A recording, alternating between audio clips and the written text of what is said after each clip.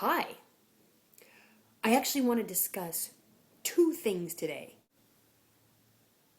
Two things. Thing number one, it's freezing. It's June.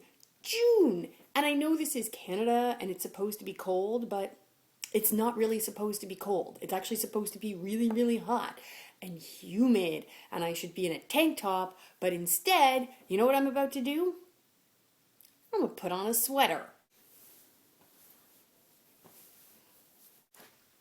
So that just happened. Hi. The second thing I want to talk about is the thing that lots of people are talking about this week because Michael Douglas came out and told us some interesting information about how he came to have oral cancer. I want to talk about HPV. HPV stands for human papilloma virus. The human papillomavirus is actually the most common sexually transmitted infection in Canada. Experts believe that up to 90% of sexually active Canadians have been exposed to HPV. Sexually active. And they estimate that up to 70% of sexually active Canadians have some form of HPV.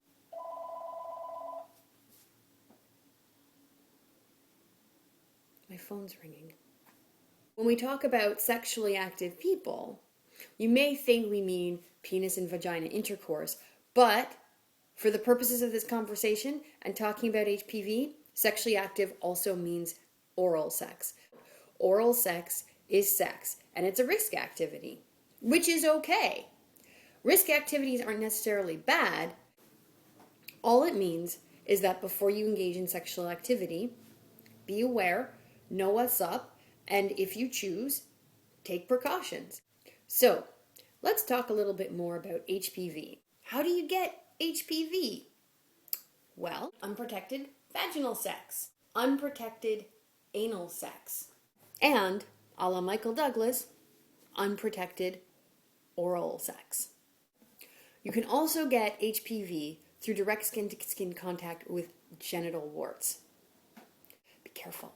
Just because someone doesn't have visible warts, it doesn't mean that the virus isn't present.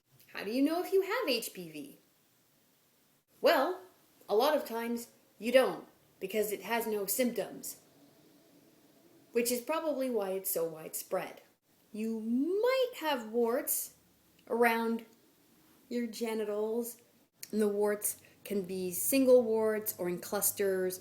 Kind of look like little heads of cauliflower, come in all kinds of different colors. Pink, gray, brown. So if you see one of those, go have it checked out.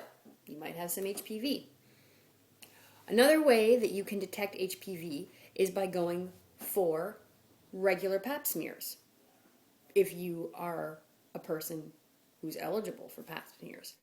Pap smears can detect strains of HPV before they become problematic and turn into nasty things like cervical cancer or other forms of cancer. Now, if it turns out you do have HPV, can you cure it? No, you can't cure it, but they can treat your symptom. So if you are sexually active, you may want to check in with your doctor or your healthcare practitioner. Usually once a year or with every new sexual partner is a good plan. Can you reduce your risk of contracting HIV? HIV? No, that's a completely different virus. Can you reduce your risk of contracting HPV? Yes, you can. Use a condom. Use a dental dam. It's awesome. There's actually a vaccine that protects against 4 strains of HPV. And it's available for people between the ages of 9 and 26. I had someone ask me the other day if the vaccine was available for males. And in Canada, it is. But it may be a little harder to come by than the vaccine that is available for female.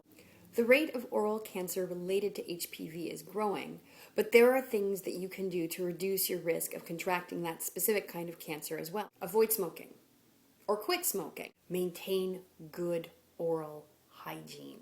Go see your dentist. Yeah, they've got your back, yo. Anyway, props to Michael Douglas for being straight up about cancer and HPV and going down. Oral sex is fantastic. And if you want to follow Michael Douglas's example, you should do that. But just be aware, like I said, there are some risks, but there are also things you can do to reduce your risk. So I hope this is helpful. And as always, if you have any comments, I'd love to hear from you. So you know where to write to me. And if you're enjoying this channel, then you click on that little subscribe button and you'll get the latest on all my videos. It's so cold. Stay warm.